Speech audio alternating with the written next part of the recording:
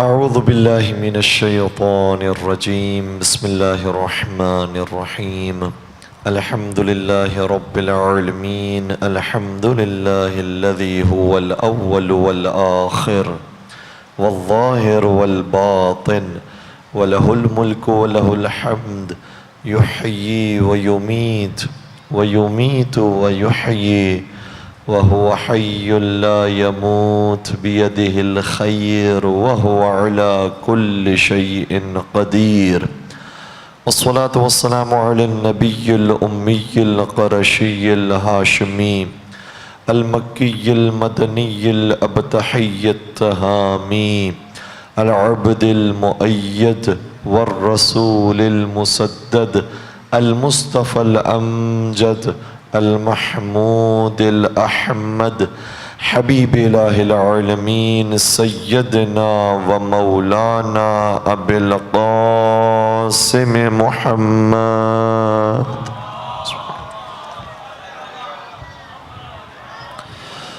وعلى أهل بيته الطيبين الطاهرين المعصومين المظلومين الذين ذهب الله عنهم الرجس وطهرهم تطهيرا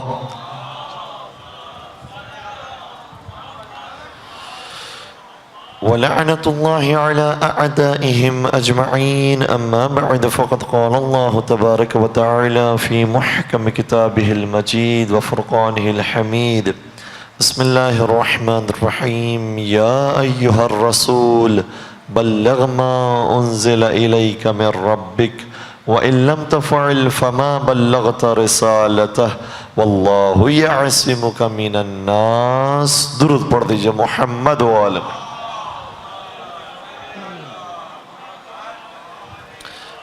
ابتدائی گفتگو کے اندر دو گزارشات میں کرنا چاہوں گا. ایک ہمارے مائک والے بھائی سے درخواست ہے کہ بیس کو ہٹا دیجیے گا تاکہ آواز واضح اور کلیئر سامعین تک پہنچ سکے, اور حاضرین مجلس سے بھی درخواست ہے کہ ماشاءاللہ آپ تشریف لائیں فرش عذاب پر, خدا آپ کے آنا قبول فرمائیں. اگر ہو سکے تو جس طرح سے آپ بیٹھے ہوئے ہیں ٹکڑوں کے اندر متحد ہو کر اتفاق کے ساتھ نزدیک آ جائیں تو بہت خوبصورت ماحول نظر آئے گا. ایک اور درود پڑھ دیجئے محمد و آل محمد پر.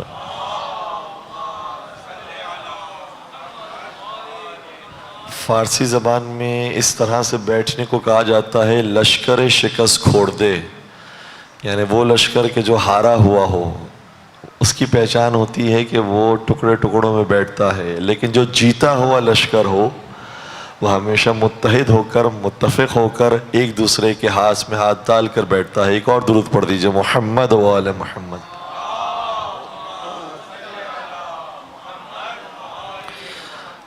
اچھا, چونکہ ابھی کچھ گزارشات ہو رہی ہیں تو ایک اور گزارش میں ہمارے ذہن میں آئی. کل کی گفتگو میں مجھے نہیں معلوم کہ کس نے خواتین کو کچھ پریشان کیا اور کہا کہ یہاں پر قبلہ میں بیٹھنے سے منع کیا ہے, آپ کہیں اور جا کر بیٹھیں. تو جو انتظام خواتین کا یہاں پر ہے وہیں پر ہی جا کر وہ تشریف فرما ہوں گی. تو انتظام اگر یہاں پر رکھا گیا ہے تو خواتین کے لیے مناسب ہے کہ وہیں پر بیٹھیں کہ جہاں پر ان کے لیے انتظام ہے. ایک اور درود کا سہارا مجھے دیجیے گا محمد و آل محمد.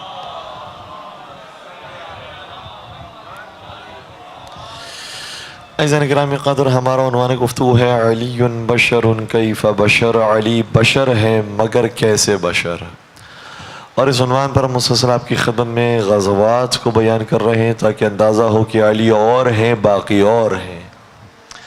کل کی گفتگو میں بات رکی تھی کہ فتح مکہ کا واقعہ بھی رونما ہوا تو علم دیا گیا حیدر کرار کے ہاتھ میں. پھر بتوں کے توڑنے کا وقت آیا تب بھی حیدر کرار کو بلایا گیا. فتح مکہ کا واقعہ ہوتے ہی ایک اور جنگ ہے جو رونما ہوئی, اور یہ ایسی جنگ ہے کہ جس کا نام باقاعدہ قرآن کریم میں موجود ہے. صرف 3 غزوات ایسے ہیں کہ جن کا نام قرآن کریم میں آیا ہے. ایک جنگ بدر, ایک جنگ احزاب یعنی جسے ہم جنگ خندق بھی کہتے ہیں, اور ایک جنگ حنین. یہ 3 صرف جنگیں ہیں کہ جن کے نام آئے ہیں. میں پوچھنا چاہوں گا ان افراد سے کہ جو نام تلاش کرتے ہیں, یہ بتاؤ تمہارے اماموں کا نام کہاں لکھا ہے, یہ بتاؤ تمہارے معصومین کا نام کہاں لکھا ہے. تو میں ان سے جواب دوں گا کہ جب رونما ہونے والی مسلم جنگوں کے نام بھی قرآن میں نہیں ہیں, بلکہ اس کی صفات بیان کی گئی ہیں. تو پھر اسی طریقے سے جو 12 امام ہیں ان کے نام نہیں لیکن ان کی صفات بیان کی گئی. تو جنگ حنین ایسی جنگ ہے کہ جو فتح مکہ کے فوراً بعد ہوئی اور اس کا نام قرآن کریم کے اندر آیا ہے. اور اس شان کے ساتھ آیا سورہ توبہ کی آیت نمبر 25 میں شاد ہوا. توجہ رکھیے گا. وَلَقَدْ نَصَرَكُمُ اللَّهُ فِي مَوَاطِنَ كَثِيرًا وَيَوْمَ حُنَيْنَ. پروردگار نے تمہاری مدد کی ہے تمام مختلف جنگوں کے اندر اور جنگ حنین کے اندر بھی. یعنی کثیر موقعوں پر اگر جتانے والی ذات تھی تو کوئی بشری طاقت نہیں تھی، پروردگار کی طاقت تھی جس نے تمہیں جیت تک ہمکنار کیا ہے. اور جنگ حنین میں بھی جو تمہاری جیت ہوئی ہے وہ پروردگار کی طاقت سے ہوئی ہے. کیونکہ جنگ حنین کے اندر مسلمان یہ سمجھ رہے تھے کہ ان کی تعداد بڑھ گئی ہے، اب تعداد کی وجہ سے وہ آسانی سے ویسے جیت سکتے ہیں. خدا ہو نہ ہو کیا فرق پڑتا ہے، ہمارے پاس اسلحہ موجود ہے، ہمارے پاس طاقت موجود ہے، افراد قوت موجود ہے، آسانی سے ہم کافروں کو تہس نہس کر دیتے ہیں. تو پروردگار کی طرف سے آواز آئی اذ اعجبکم کثرتکم، تم اپنی کثرت کے غرور میں مبتلا ہو گئے تھے، تمہیں کثرت نے مغرور اور متکبر بنا دیا تھا، تو پروردگار کی نصرت کو تم نے بھول دیا. خدا کو یہ اشارہ کرنا چاہ رہا ہے وہ جو اکثریت میں ہیں وہ مغرور نہ بنے. جس کے پاس خدائی طاقت آ جاتی ہے چاہے وہ اقلیت میں ہو وہ غالب آ جاتی ہے اکثریت کے اوپر. اس لیے جو خدائی طاقت رکھتے ہیں وہ فخر کریں کہ ہم خدا کے ماننے والے ہیں، خدائی طاقت رکھتے ہیں. اور پھر قرآن کریم میں آگے بھی جو بات بیان کی ہے وہ بڑی حیرت انگیز ہے. قرآن کہہ رہا ہے فَلَمْ تُغْنِ عَنْكُمْ شَيْئًا، پروردگار کی طاقت سے کوئی بے نیاز نہیں ہو سکتا.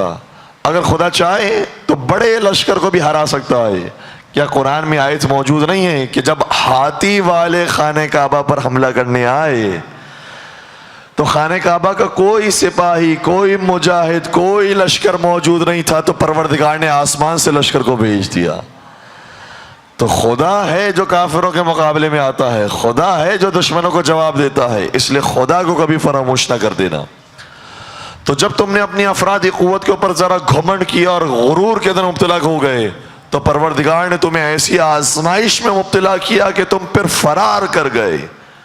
حیرانگی کی بات ہے، بدر کے اندر اگر فرار کرتے تو بات سمجھ میں آتی ہے، احد کے اندر فرار کیا بات سمجھ میں آتی ہے، خندق میں فرار کرتے بات سمجھ میں آتی ہے، خیبر میں فرار کرتے بات سمجھ میں آتی ہے، کیونکہ اس وقت تک چند ہزار کی تعداد تھی مسلمانوں کی، لیکن اب تعداد 12,000 کی ہو چکی تھی. 12,000 کا لشکر کس بات پر فرار کرے گا؟ لیکن قرآن نے بتایا ہے اب بھی اگر خدائی طاقت مائنس کر دو گے تو ان کے اندر کوئی قوت نہیں ہے. یا میں لفظ کو تبدیل کر دوں، خدائی طاقت نہیں، ید اللہ کی طاقت. اگر اللہ کا ہاتھ ان کے درمیان سے نکل جائے تو ان کے اندر کوئی طاقت موجود نہیں ہے. 12,000 کا لشکر بھی تھا لیکن اس کے باوجود فرار کر گیا. اور دیکھیے گا فرار کا لفظ ویسے تو احادیث کے اندر آیا ہے، آپ کو معلوم ہے جنگ خیبر کے موقع پہ فرمایا تھا کلمہ علم اس کو دوں گا جو کرار ہوگا غیر فرار ہوگا. لیکن سوال یہ پیدا ہوتا ہے کہ کیا قرآن نے بھی لفظ فرار استعمال کیا ہے؟ تو قرآن نے لفظ فرار استعمال نہیں کیا لیکن مفہوم فرار استعمال کیا. وہ کون سا لفظ ہے؟ توجہ رکھیے گا. سورہ توبہ کی آیت نمبر 25 کے اندر بیان کیا ثم ولیتم مدبرین، پھر پش کر کے بھاگنے لگے. اور عجیب بات ہے بعض لوگ اس آیت کو بھی پڑھتے ہیں تب بھی بات سمجھ میں نہیں آتی. کہتے ہیں کہ جو بھاگنے والے تھے ان کی اسٹریٹجی یہ تھی کہ اپنی پوزیشن تبدیل کریں، اس لیے وہ آگے سے پھر پیچھے کی طرف چلے گئے. ارے اللہ کے بندے بنو، پروردگار اگر پوزیشن تبدیل کر رہے ہوتے تو تعریف کرتا کہ یہ اتنے سمجھدار تھے کہ جنگ کے اندر انہوں نے اپنی پوزیشن تبدیل کی تاکہ وہاں سے حملہ کر کے کامیابی حاصل کریں. خدا کہہ رہا ہے کتنے کمبخت تھے، ہم ان کو ہر جنگ میں کامیابی دلاتے رہے، اس کے باوجود ہمیں بھول گئے، اپنی تعداد پر بھروسہ کیا، اور جب ان پر حملہ ہوا کافروں کا تو یہ پش کر کے بھاگنے لگے. خدا کی لعنت ہو ایسے افراد کے اوپر. اور صحیح بخاری کے اندر حضور سرور کائنات حضرت محمد مصطفیٰ صلی اللہ علیہ وسلم فرماتے ہیں کہ 7 گناہ ایسے ہیں جو گناہ کبیرہ ہیں، جس کی معافی نہیں ہے۔ یہ گناہ ایسا ہے کہ جو انسان کو ہمیشہ کے لیے جہنم میں رکھے گا۔ گناہ گنوائے گئے، صحیح بخاری کی روایت ہے۔ سب سے پہلا گناہ شرک کا گناہ، دوسرا گناہ قتل کا گناہ، تیسرا گناہ جادو اور سحر کا گناہ، چوتھا گناہ ربا اور سود کا گناہ، پانچواں گناہ مال یتیم کو لوٹنے کا گناہ۔ اور جہاں ان گناہوں کا ذکر کیا انہی میں سے فرمایا کہ وہ گناہ جو گناہ کبیرہ ہے وہ میدان جنگ میں آ کر فرار کرنا ہے۔ شرم نہیں آتی؟ وہ جو گناہ کبیرہ ہے اس پہ کہتے ہیں کہ ان کی اسٹریٹجی تھی، یہ تو پیچھے جانا چاہتے تھے۔ اور بعض توجیہ کرنے والوں نے الگ توجیہ کی۔ ابن تیمیہ کی توجیہ سنیے گا۔ ابن تیمیہ فرماتے ہیں کہ اصل میں جہاد 2 طریقوں سے ہوتا ہے۔ ایک طریقہ جہاد کا یہ ہوتا ہے کہ آدمی جائے جہاد کرنے کے لیے تو تلوار لے کر جائے اور تلوار سے جہاد ہوتا ہے۔ اچھا، دوسرا طریقہ ہمارے ذہن میں خود بخود آیا کہ وہ دوسرا طریقہ نیزوں سے ہوگا، تیر سے ہوگا، اسی طریقے سے ہوگا جہاد کا؟ نہیں، دوسرا طریقہ ہوتا ہے دعا سے جہاد کرنا۔ سبحان اللہ، کیا کہنے ہیں! یعنی جہاد کے لیے جا رہے ہیں اور ان کے پاس اسلحہ ہے، یہ دعا کریں گے، جبکہ ان سے زیادہ بڑا اسلحہ رسول اکرم کی دعاؤں کا موجود ہے۔ رسول کو تو اسلحے کی ضرورت ہے، یہ رسول سے بھی بڑے ہیں، یہ دعا سے جنگ جتائیں گے۔ رسول جب موجود ہیں دعا کرنے کے لیے تو پھر مسلمانوں کی جانوں کی ضرورت بھی نہیں تھی۔ لیکن ہم نے جیسے عرض کیا کہ رسول معجزاتی طور پر جنگ کو نہیں جتانا چاہتے تھے، ظاہری اسباب کے ذریعے جتانا چاہتے تھے تاکہ ہدایت بھی ملتے رہے۔ اگر تم بھی اپنی قوم کو پش کرو گے تو چاہے رسول جیسا لیڈر بھی تمہارے پاس ہو پھر بھی تم کامیاب نہیں ہو سکتے۔ اس لیے یہ ہدایت پہنچانا ضروری تھی، ورنہ رسول اکرم کی دعا تم سے زیادہ بہتر تھی۔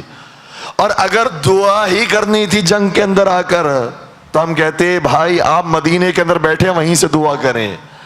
وہ خدا جو جنگ میں دعاؤں کو قبول کرنے والا ہے وہ مدینے کے اندر بھی دعا قبول کر سکتا ہے۔ آپ کو آنے کی ضرورت ہی کیا ہے؟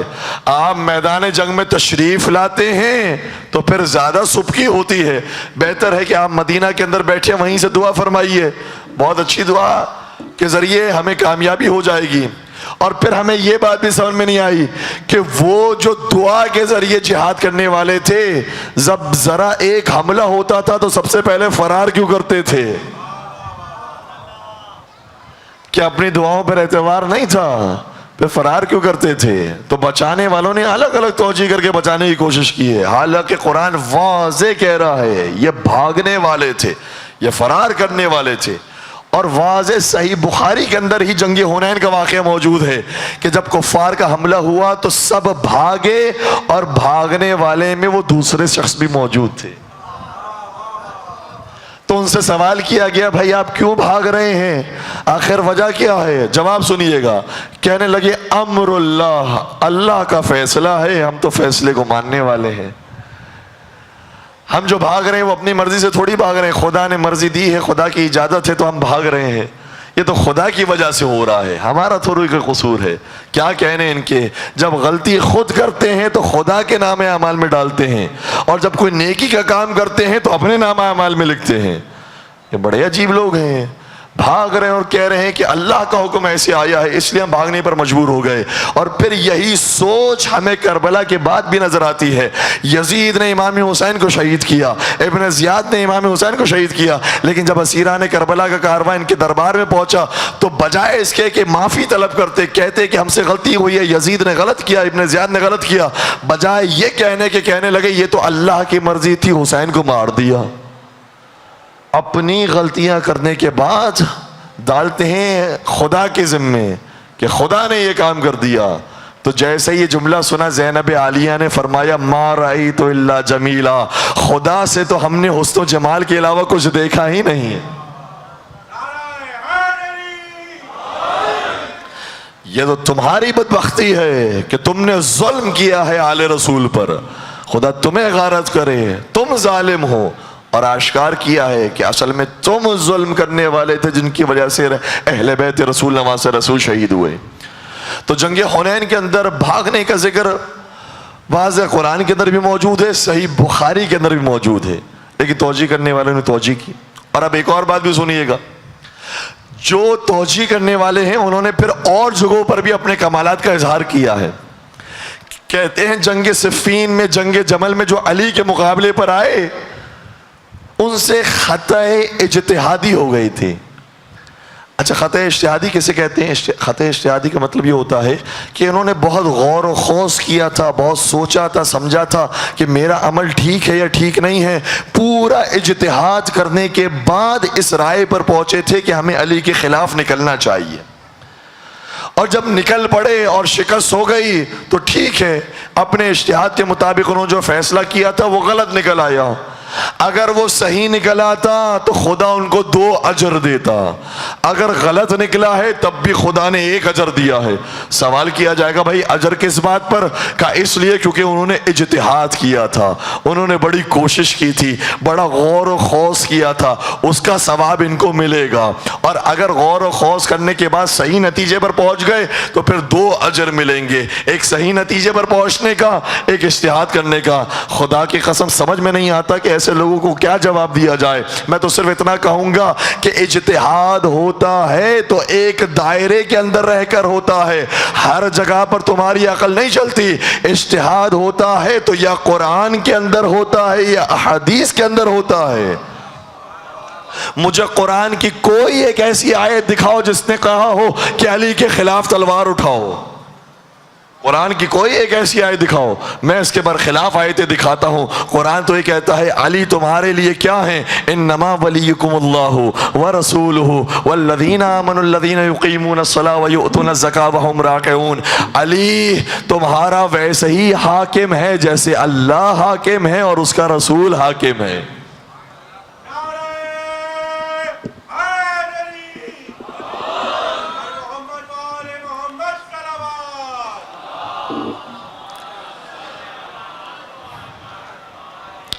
اور قرآن ہی نے کہا ہے علی کے بارے میں قُلْ لَا أَسْأَلُكُمْ عَلَيْهِ أَجْرًا إِلَّا الْمَوَدَّةَ فِي الْقُرْبَى. رسول اپنے اجر رسالت میں تم سے کچھ نہیں مانگ رہے سوائے یہ کہ علی سے محبت کرو. تو قرآن تو محبت کی باتیں کر رہا ہے. یہ کون سا اجتہاد ہے جو تم نے قرآن میں کیا اور اس سے یہ ثابت ہو گیا کہ علی کے خلاف تلوار اٹھانی چاہیے؟ یہ قرآن کا اجتہاد تو ہمیں سمجھ میں نہیں آیا. پھر احادیث کے اجتہاد پر آتے ہیں. احادیث میں سے کون سی حدیث تم نے پڑھ لی کہ رسول نے فرمایا ہو علی کے خلاف تلوار اٹھانا؟ بلکہ ہمیں تو متواتر حدیثیں یہی نظر آتی ہے. یا علی حربک حربی وسلمک سلمی. اے علی کوئی تجھ سے جنگ کرے گا وہ تجھ سے نہیں مجھ سے جنگ کرے گا. اے علی کو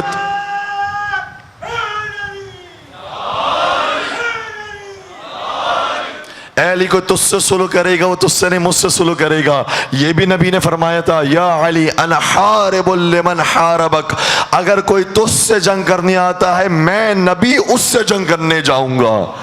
احادیث میں تو نبی نے بطور خاص فرمایا تھا علی کے خلاف تلوار نہ اٹھانا، علی کے خلاف جنگ نہ کرنا. پھر یہ کون سا اجتہاد ہے جو حدیث کے اندر ہو رہا ہے اور پھر اس کے بعد نتیجہ نکالا جا رہا ہے کہ علی کے خلاف جنگ کی جائے؟ یہ صرف بغض علی کا معاملہ تھا، یہ صرف دشمن علی کا معاملہ تھا. اور ایسے افراد کو مرزا اسد اللہ غالب نے کیا خوب جواب دیا. کہنے لگے یہ اجتہاد بھی عجب ہے کہ ایک دشمن دی علی سے آ کے لڑے اور خطا کہیں اس کو. یہ اجتہاد بھی عجب ہے کہ ایک دشمن دی علی سے آ کے لڑے اور خطا کہیں اس کو.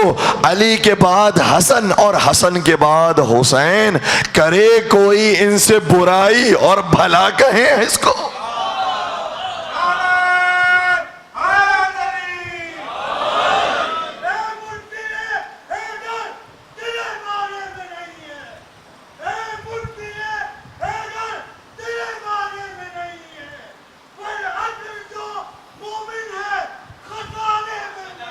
سبحان اللہ. یا علی. تو ایسے ایسے بہانے اور ایسی ایسی توجیہ لے کر آتے ہیں. اور یاد رکھیے گا یہ فارسی زبان میں بھی مقولہ ہے اور ہر ملک اس قوم کی ادبیات کے اندر یہ مقولہ موجود ہے. وہ کیا؟ عذر بدتر از گناہ. پہلے گناہ کرتے ہو اس کے بعد توجیہ پیش کرتے ہو. نہیں میں نے بالکل ٹھیک کیا تھا، نہیں جو میں نے کیا تھا صحیح کیا تھا، ایسے موقع پر ایسا ہی ہونا چاہیے تھا. ارے کم از کم گناہ کرنے کے بعد तौबा का दरवाज़ा इख्तियार करो। ये मानो तो सही तुमसे गलती हुई थी। ये वही अंदाज है जो शैतान में नज़र आता है। शैतान गलती भी करता है, फिर कहता है मैंने इसलिए सजदा नहीं किया क्योंकि मैं आग से बना हूं, ये मट्टी से बना है। ये शैतान की रविश है कि गलती करता है, उसके बाद मानता भी नहीं है, कहता नहीं मैंने ठीक किया था। और ये बाकायदा रिवायात के अंदर आया है लफ्ज़ कि 5 चीज़ें ऐसी हैं जो गुनाह से ज़्यादा बदतर होती हैं। वो कौन सी चीज़? वो चीज़ ये है कि इंसान गुनाह करे, गुनाह करने के बाद उस पर फ़ख्र करे, मैंने बड़ा काम किया, उसको इतना तेज़ तमाचा मारा कोई नहीं मार सकता था, मैंने मार के बताया। भाई गलत काम किया तुमने, नाहक क्यों उसके ऊपर हाथ उठाया? गलत काम है ये, इसके ऊपर फिर फ़ख्र कर रहे हो। दूसरी चीज, गुनाह के बाद दोबारा से गुनाह करना, वो पहले वाले गुनाह से ज्यादा बदतर है, गुनाह के ऊपर इसरार करना। और उन्हीं में से एक चीज ये है गुनाह करना और गुनाह के बाद उसकी तौजी पेश करना। नहीं मैंने गुनाह नहीं किया, वही ठीक काम था, नहीं गलती उसकी थी, मेरी गलती नहीं थी। गलती को ना मानना ये गलती करने से ज्यादा बड़ी गलती है। तो कुछ ऐसे लोग हैं गलतियां तारीख में की हैं, उनके पीरों ने की है, मुरीद आकर उनकी तौजीह करते हैं। मैं कहूंगा कि पीरों ने भी ऐसी तौजीह नहीं की जैसे मुरीद आकर कर रहे हैं। क्यों? इसलिए कि पीर इनके गलती करते थे तो कहते थे लौला अली लहलका, अगर अली ना होते तो मैं हलाक हो जाता। कोई मुरीद आकर इनको कहे आप ये क्यों कहते हलाक हो जाते, आप ये कहें नहीं मैंने जो काम किया था वो भी ठीक था, मैंने जो इज्तिहाद किया था वो भी सही था, उस पर भी अजर मिलना चाहिए। अरे तुम्हें तुम्हारे पीर समझा रहे हैं अली का रास्ता छोड़कर जिस रास्ते को भी इख्तियार करोगे वो इज्तिहाद का रास्ता नहीं हलाकत का रास्ता होगा। मिलकर एक सलवात पढ़ें।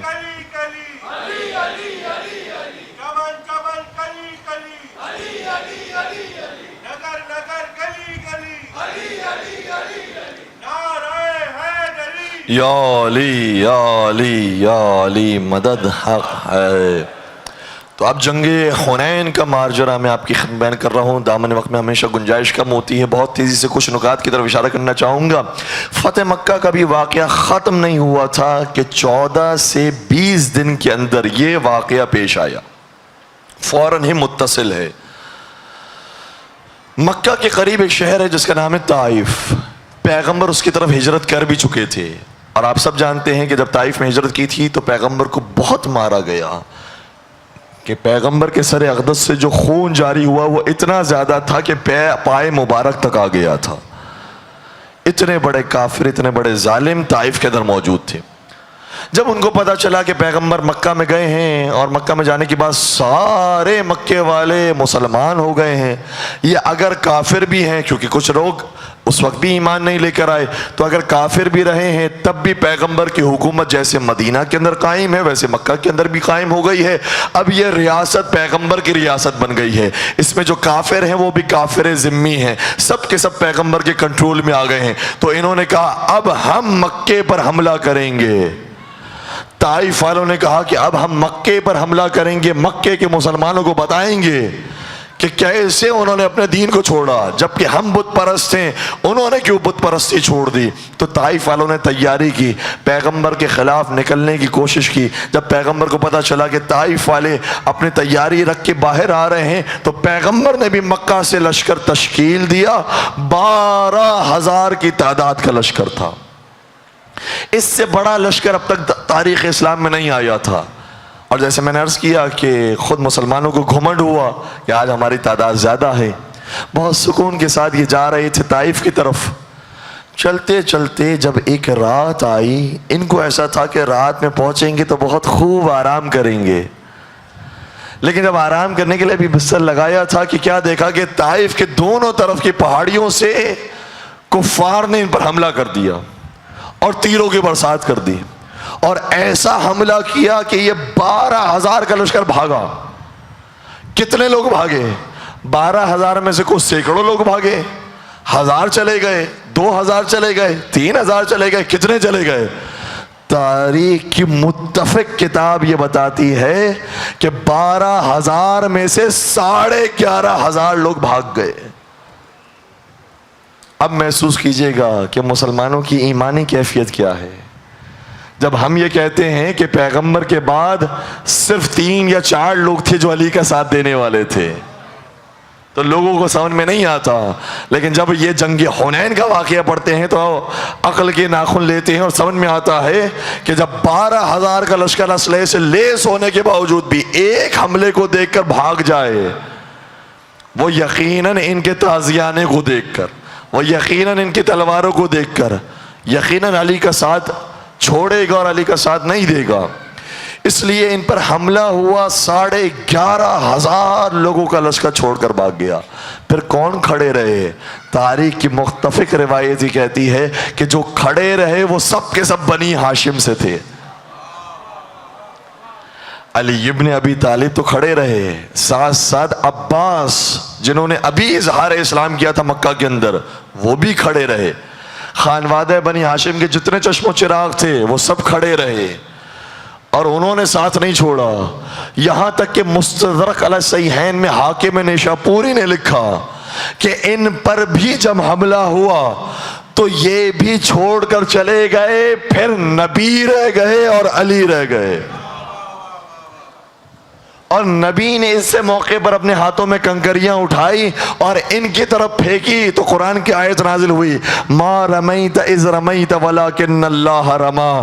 اے نبی، جو تیرے ہاتھ سے کنکریاں گئی ہے وہ تیرے ہاتھ سے نہیں گئی، وہ ہمارے ہاتھ سے گئی ہے۔ تو مجھے کہنے دیجئے، وہ نبی جو کنکریاں پھینکے تو خدا کہتا ہے یہ میرا ہاتھ ہے، اگر اسی ہاتھ سے علی کو اپنے ہاتھوں پر بلند کر دے تو کہنا پڑے گا یہ نبی کے ہاتھ نہیں ہے جس پر علی بلند ہوئے ہیں، یہ خدا ہے کہ جس نے علی کو بلند کر دیا ہے۔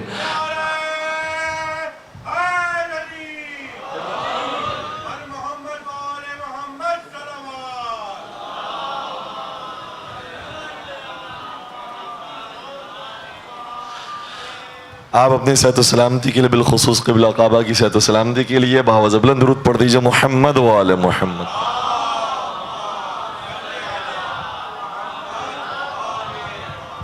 اور پیغمبر کے یہ معجزاتی ہاتھ تھے جس کی وجہ سے پھر کفار بھاگنے لگے۔ علی یہ مرتضیٰ کی ذوالفقار تھے جس کی وجہ سے کفار بھاگنے لگے، اور جب وہ بھاگنے لگے تو جو مسلمانوں کی فوج تھی وہ بھاگنے والوں کا پیچھا کرنے کے لیے پہنچ گئی، اور وہ آنے لگی پھر طائف کے کفار کے پیچھے، اور کفار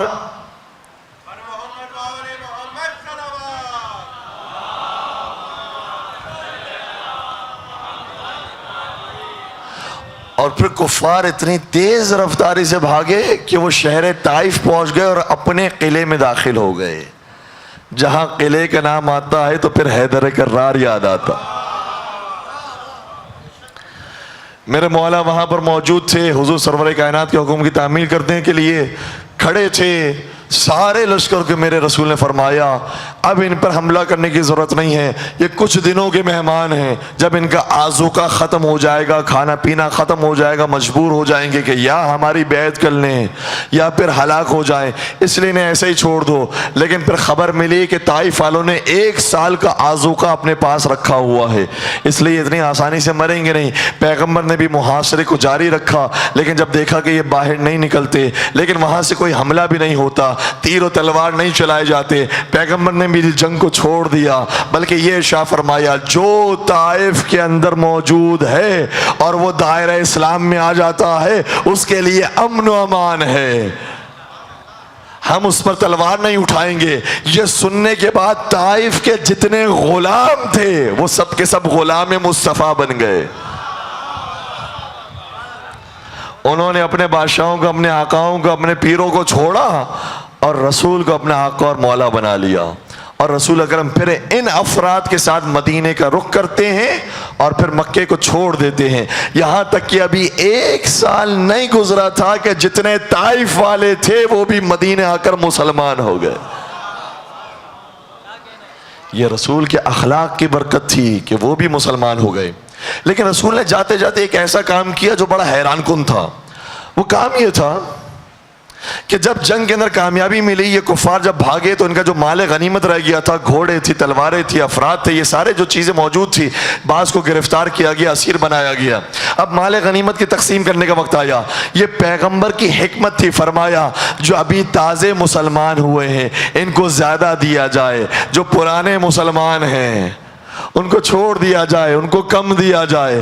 پیغمبر نے پرانے مسلمانوں کو 1 حصہ دیا، نئے مسلمانوں کو 2 حصہ دیا۔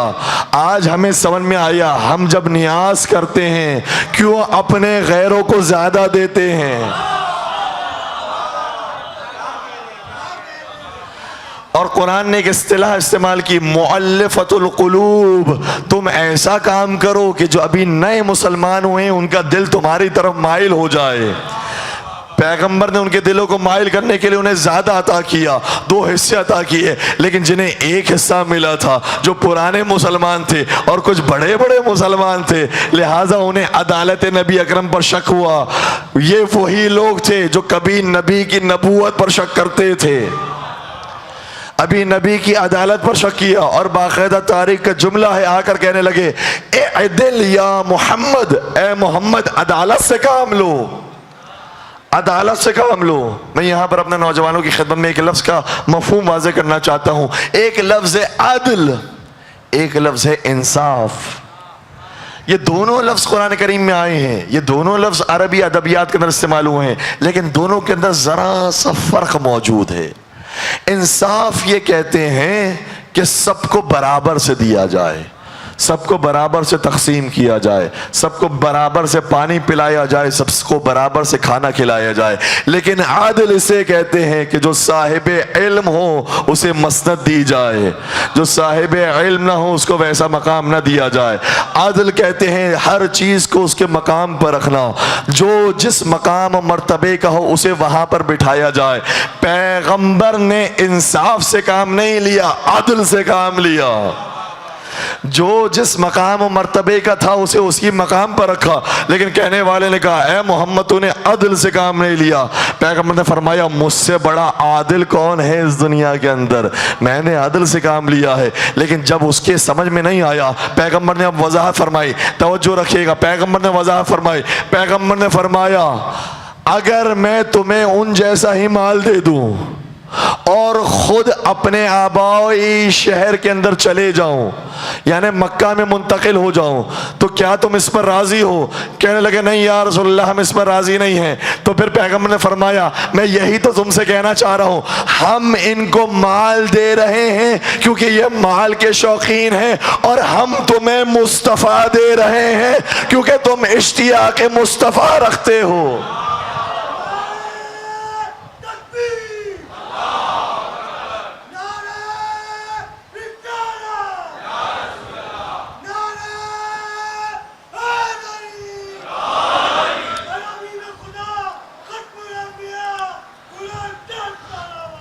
اللہم صلی علی محمد وآل محمد وعجل فرجہم۔ تو حضور سرور کائنات نے فرمایا تمہیں تو رحمت للعالمین مل گیا، ان کو تو صرف مال ملا ہے، تمہیں رحمت للعالمین مل گیا۔ آج اسی لیے تو ہم خوشی سے کربلا کے لیے اپنا مال لٹاتے ہیں۔ دنیا کو مال مل گیا، ہمیں حسین مل گئے۔ دنیا کو مال مل گیا، ہمیں علی مرتضیٰ کی زیارت مل گئی، ہمیں امام رضا کی زیارت مل گئی۔ اس لیے یہ وہی سوچ ہے جو حضور نے قائم کی۔ بعض لوگ مال کی طلب میں ہیں، بعض لوگ حجت خدا کی طلب میں ہیں۔ ہمارا سارا مال لٹ جائے ایک زیارت امام زمانہ کے لیے، ہمارا مال قربان ہو جائے اگر ہمیں پتہ چل جائے کہ زمانے کے امام کی زیارت کیسی ہو سکتی ہے، ہم سارا مال دینے کے لیے تیار ہیں۔ ہمیں امام کا ایک دیدار چاہیے۔ یہ محبت، یہ عقیدت قائم کی ہے حضور سرور کائنات۔ اور بس ایک اور آخری نقطے کی طرف اشارہ کروں، میں دیکھ رہا ہوں گھڑی کی سوئیوں کو، محسوس کیجئے گا اس بات کو۔ حضور سرور کائنات جنگ بدر میں گئے، جنگ احد میں گئے، خیبر و خندق میں گئے، فتح مکہ میں گئے، جنگ حنین میں گئے۔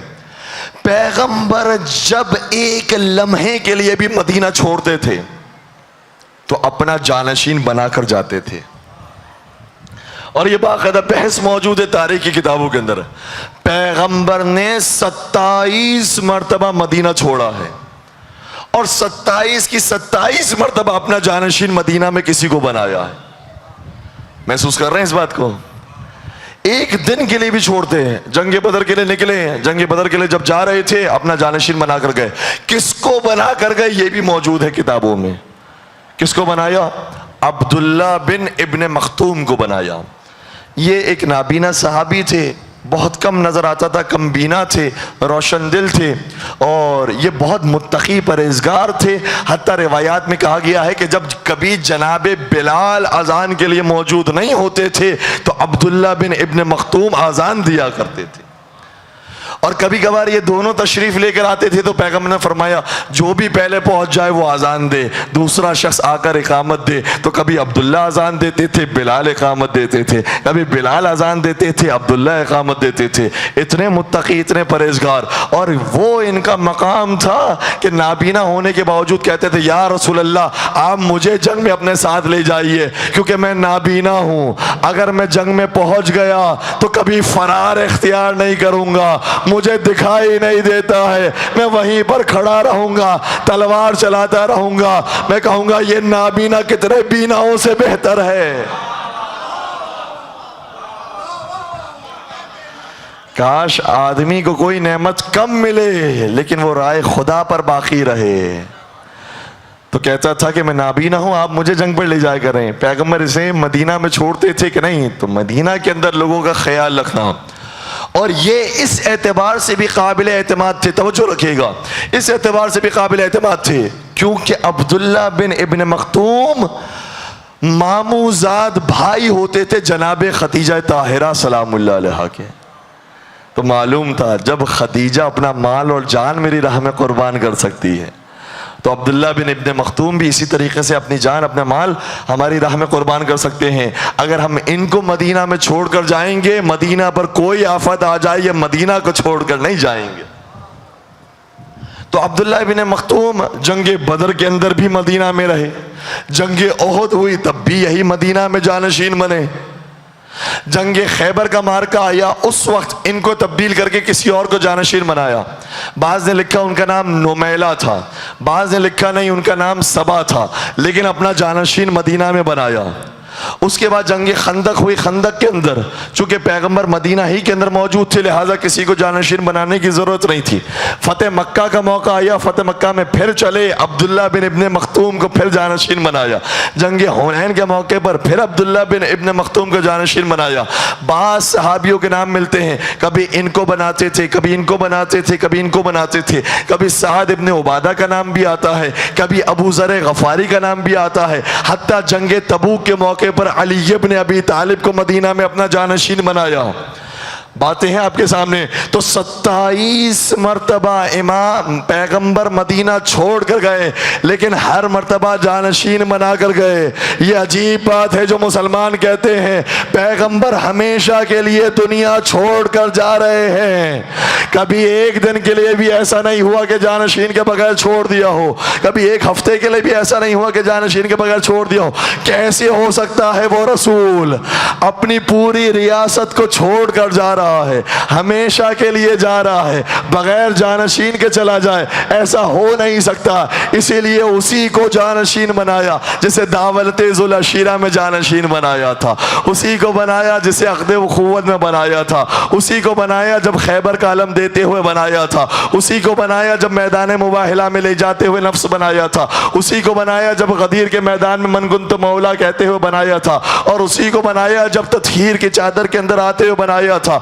और जब तबूक के मौके पर छोड़ कर गए तो ये कहकर छोड़ कर गए या अली अंत मिन्नी बिमंजिलति हारून मिन मूसा इल्ला अन्नहु ला नबिय्य बादी। ए अली याद रखो तुम्हें मुझसे वही निस्बत हासिल है जो हारून को मूसा से थी, मगर ये कि मेरे बाद कोई नबी नहीं आएगा। मैं सवाल करता हूँ हारून को मूसा से क्या निस्बत थी? कुरान कहता है हारून मूसा के भाई भी हैं, मूसा के अहले बैत में भी हैं, मूसा के वजीर भी हैं, मूसा के वसी भी है। तो फिर इंसाफ करो, अली है हारून ज़माना, अली नबी के भाई भी हैं, अली नबी के अहले बैत में भी हैं, अली नबी के वजीर भी हैं और अली नबी के वसी और जानशीन भी।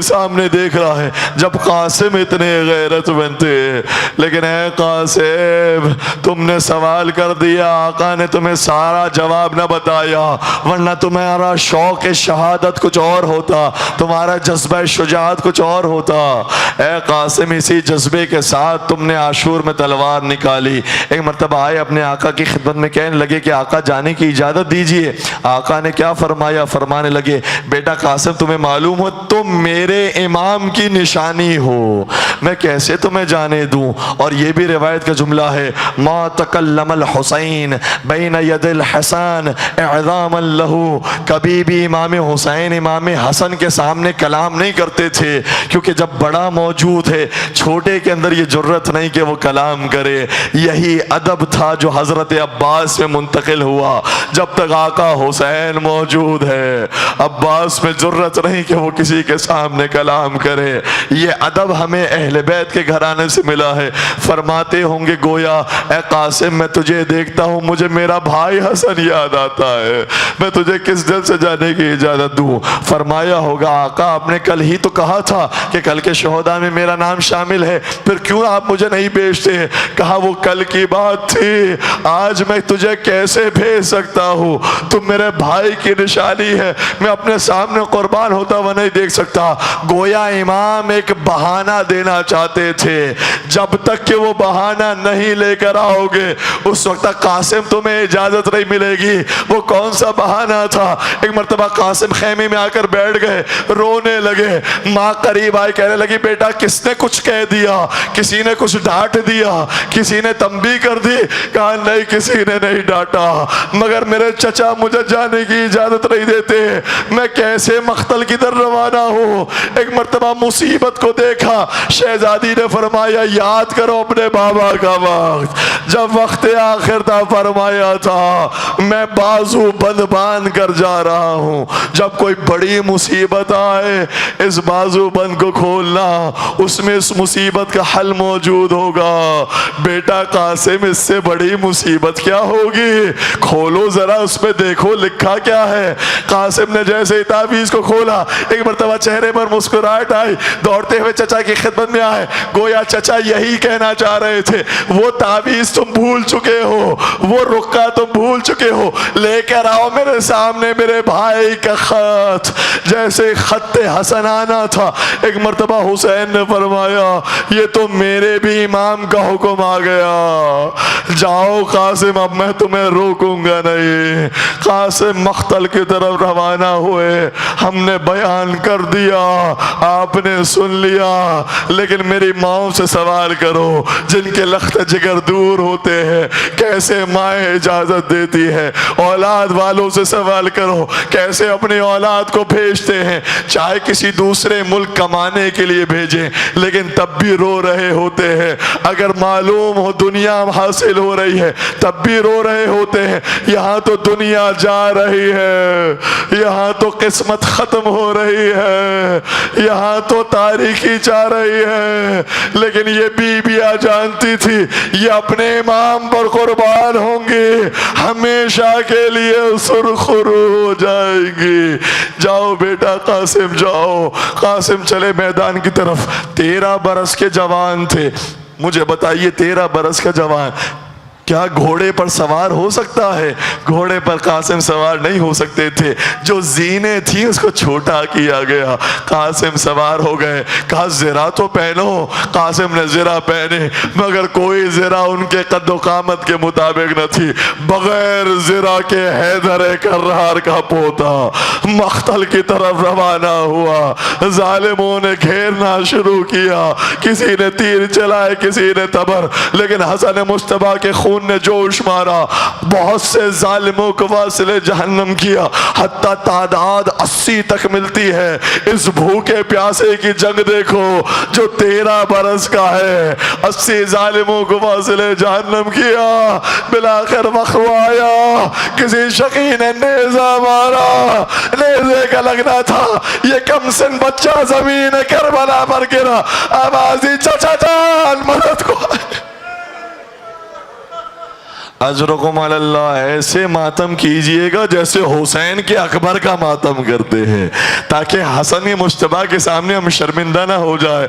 آقا ہمارے سامنے علی اکبر ویسے ہی ہے جیسے قاسم تھے، ہمارے لیے فرق نہیں ہے، ہم سارے شہیدان کربلا کا ماتم کرتے ہیں۔ کاش آپ کربلا میں ہوتے، ہم آپ کی خدمت میں پرسہ پیش کرتے ہیں، آپ کے بیٹے کی شجاعت کو دیکھ کر آپ داد دیتے ہیں۔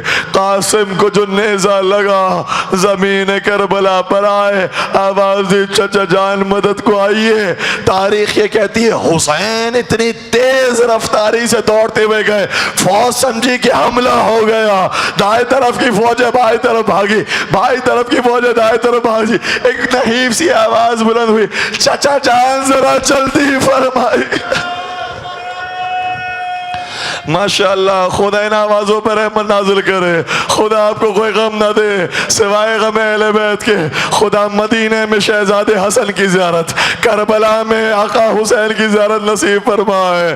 ہائے قاسم کا انسان مصائب پڑھ رہا ہو، حسن مجتبیٰ گریہ کر رہے ہو، آپ کو دعائیں دے رہے ہو، بس حضرت قاسم آواز بلند کرتے چچا ذرا جلدی کیجئے۔ فوج اشقیاء میں کھلبلی مچی، لاش قاسم پامال ہونے لگی، بدن ٹکڑے ٹکڑے ہو گیا۔ حسین کے جملے بھی سنیے گا، آقا حسین لاش قاسم پر پہنچے، فرمانے لگے چچا کے لیے یہ بڑا سخت ہے، بھتیجا مدد کو بلائے۔ اور چچا اس وقت آئے جب وہ لاش میں تبدیل ہو گیا ہو۔ لاش قاسم کو اٹھایا، در خیمہ پر آ کر رکھا۔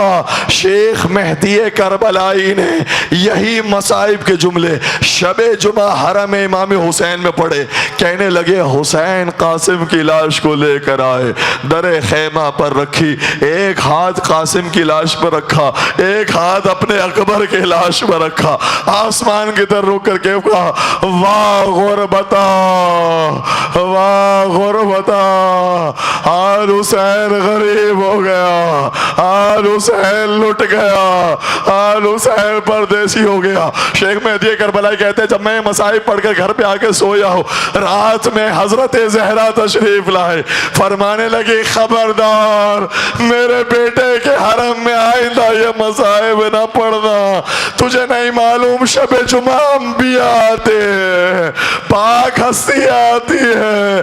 میرے بیٹے نے اپنا منظر جو یاد کیا، اپنی غربت کو سن کے اتنا رویا، اتنا رویا، کسی کے سامنے اپنا چہرہ نہ اٹھا سکا۔